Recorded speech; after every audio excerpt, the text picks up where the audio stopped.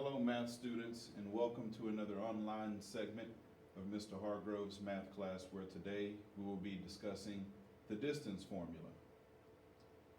The learning target for today reads as such. Today, I will learn about the distance formula and will use it to solve for the unknown. The success criteria that lets you know that you're on target is I can read a word problem and determine what part of the distance formula is unknown. I can write the distance formula, and I can plug in the known parts of the formula and solve for the unknown part. We'll start with the formula, and as you can see, there are three parts to the distance formula, and that is D, where D is distance, R is rate, and T is time. And we're going to start with this first example. The example 1 says, Bob took a 7-hour trip. In all, he traveled 112 miles. What was his average rate of speed in miles per hour? Well, going back to our success criteria, it is at this point where we write the formula. Anytime you have a problem and it has a formula, you want to write the formula. So that's what I'm going to write first. And at this point, I need to determine which parts of this formula are known and what is the unknown part. What am I trying to figure out? So if you go back and read the word problem, they already tell you that he took a 7-hour bike trip. So that 7-hour trip, that's my time. And it says he traveled 112 miles. That's my distance. What was his average rate of speed? That means that we are trying to figure out R. So R is the unknown piece. So what I'm going to do is I'm going to plug in the parts that I know and leave the part that I don't know as a variable. So since I know what the distance is, right underneath the formula, I'm going to write that the distance is 112 miles, and that's going to be equal to, well, the rate I don't know. And it's common practice that in math, when you have a variable that you don't know, you go ahead and move that variable to the end. So it's right here, but what I'm going to do is I'm going to use the commutative property of math. I can swap the T and the R, and it really means the same thing. So what I'm really doing is distance equals time multiplied by the rate.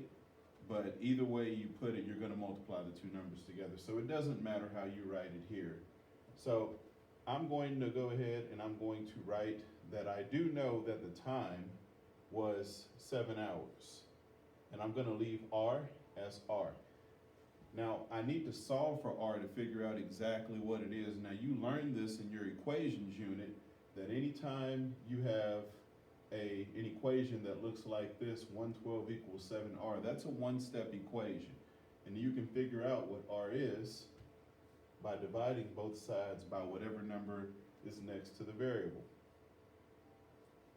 So at this point, this would be a good time to pause the video so that you can do this math by hand if you desire to do so, or if you know that you will be required to do so. I will go ahead and pause it and figure out what is 112 divided by 7.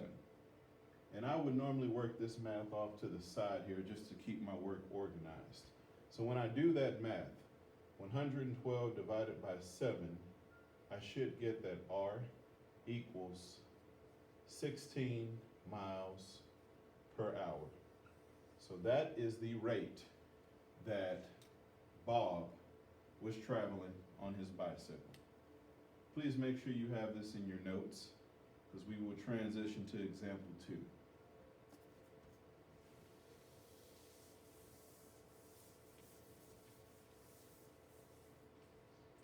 Example 2.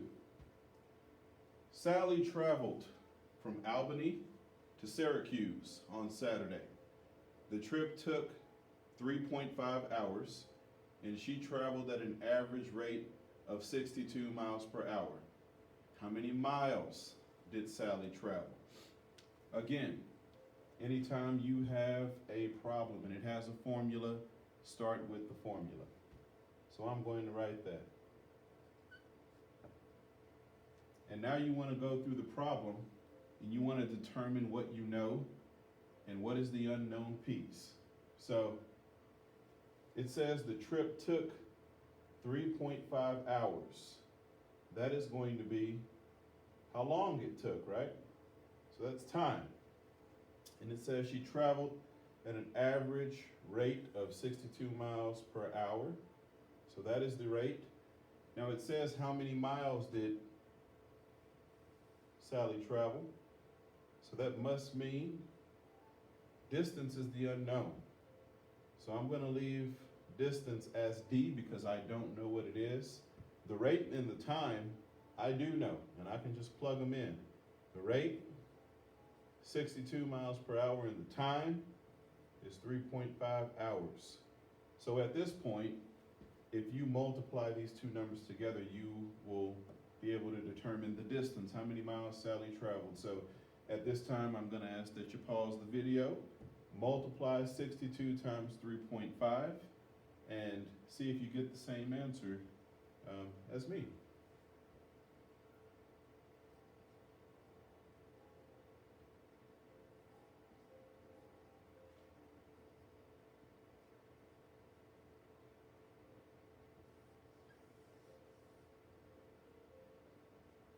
You should have gotten that Sally traveled 217 miles. And we're now going to move to the third example. Again, make sure you have this in your notes. So pause and play back the video as needed.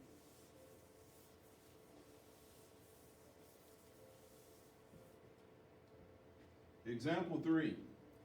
Mary and Jim decided to travel to Europe one summer.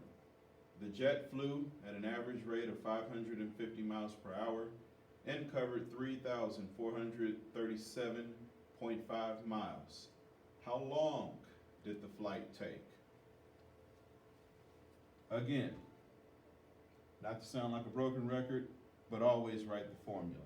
And I emphasize that because a lot of times that's what 7th grade students fail to do who struggle with problems like this.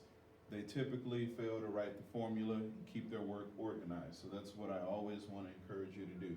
It's just a best practice and a good habit to have, a habit that you will use all your math career. Writing the formula. Even when you get to college and the higher level maths beyond that, always write the formula.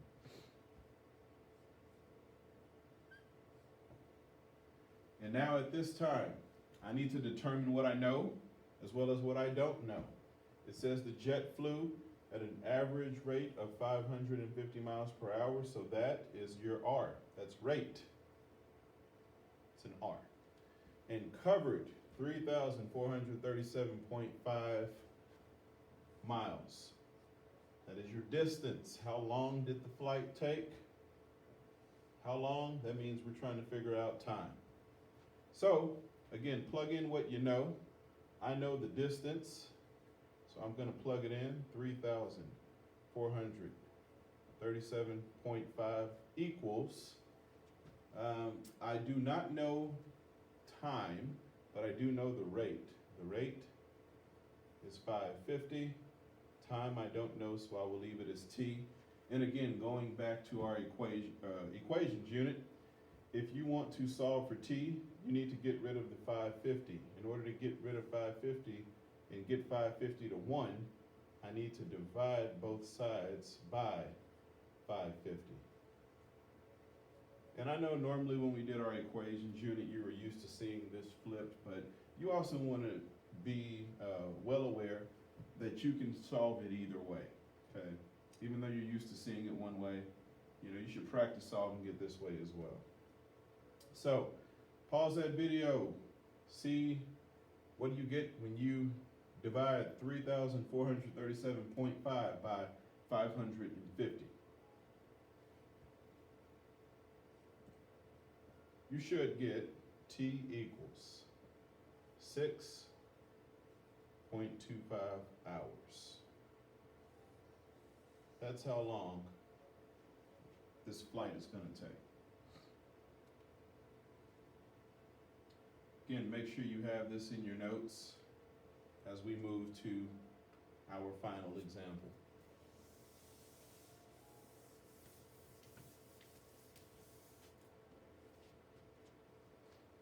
Kylie drove at a constant rate for 0.80 hours.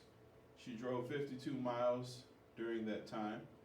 If distance is determined by the equation D equals R multiplied by T, where R is the constant rate in miles per hour, what was Kylie's constant rate?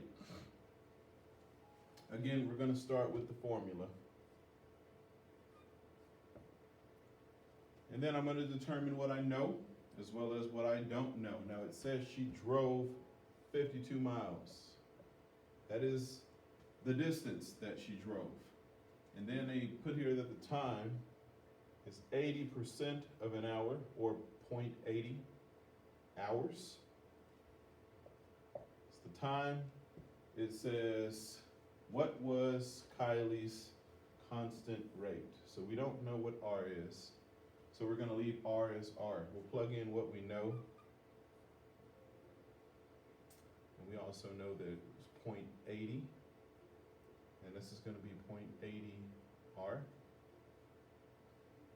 And again, you should notice that I flipped these. And again, that's because in math, when you have a variable next to a number, it's just best practice, common practice, to put the number first and then the variable. So that's why I flipped them. And you'll notice, either way, it doesn't change your answer. If you put R times 0.80, you wouldn't be wrong. You're just not going to see it like that commonly. So this is why we do it this way. Now to solve for R, you're going to divide both sides by 0.80. So what I would like for you to do at this point is pause the video and divide 52 by 0.80 or by 0.8. You don't have to have the zero at the end, and see what you get. And you should get R equals 65 miles per hour. At this time, we're going to move to the independent practice, where you will use these notes to answer problems that are very much similar. As always, I'm going to encourage you to write the formula, plug in the numbers that you know, determine what you need to find, and then solve for that. Again, thank you for your attention on this online segment of Mr. Hargrove's math class.